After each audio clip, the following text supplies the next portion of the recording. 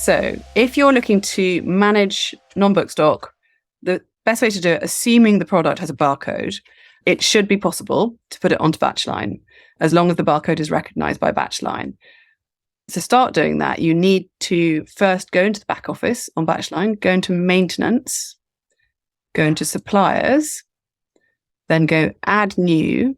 And so what you're doing here is you're putting on the details of the supplier of the non-book product. So in this case, it's a company who supply us with things like candles and nice smelly things.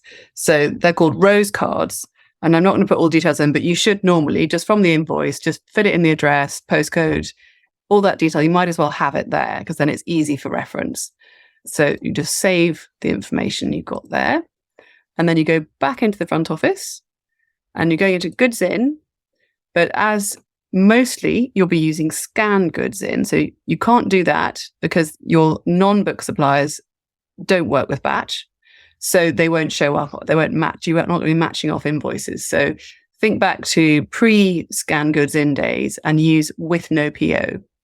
So you click on that and then you find your supplier. So just start typing Rose cards, you find it there.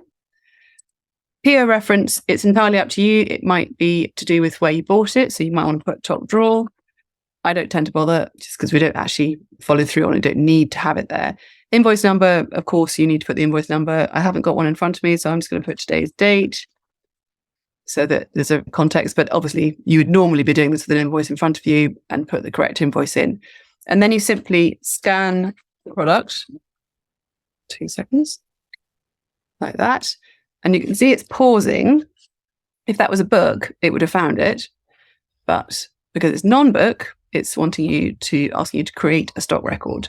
So then you just put down whatever description is, generally speaking, written on the product or whatever makes the most sense to you. So if it's a range of scented candles, then they might be divided by color or by fragrance, whatever just makes the most sense. And equally, sometimes the easiest thing is to actually follow the description on the invoice because then it all ties in together. So for example, here I've got, so the actual product is a scented freshener. In fact, what I probably would do is I would start with the brand because that gets you into the right supplier mentally as well when you're scanning in. So they're called Rose Cards Scented Freshener. Okay. You might want more description than that. You might want less. It's entirely to do with what product it is. Now in here, category. So click on that. And then I describe it as non-book. Again, you might have separate categories for more detail within that. So I do have an additional category, for example, for stationery. So I put Moleskine into that and I put Lamy pens into that.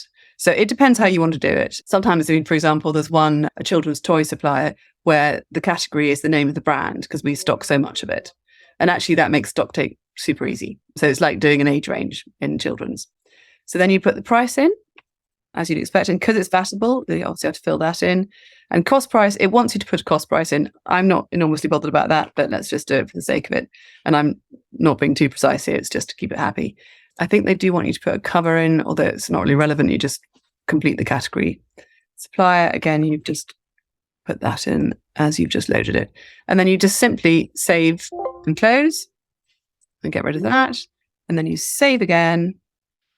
Oh, sorry, you should have adjusted the quantity if it's more than one. And then, so say you've got a whole delivery from this supplier. So the first time you check in a delivery from a non-book supplier that you're adding to BatchLine for the first time, it is a bit slower. But then if you're reordering the same products, it's like a normal book check-in almost as quick as that. But certainly when I'm buying non-book, you do tend to freshen things up quite a lot. So you are adding quite a lot of new stock records, something you will get used to doing. And that's really all there is to it.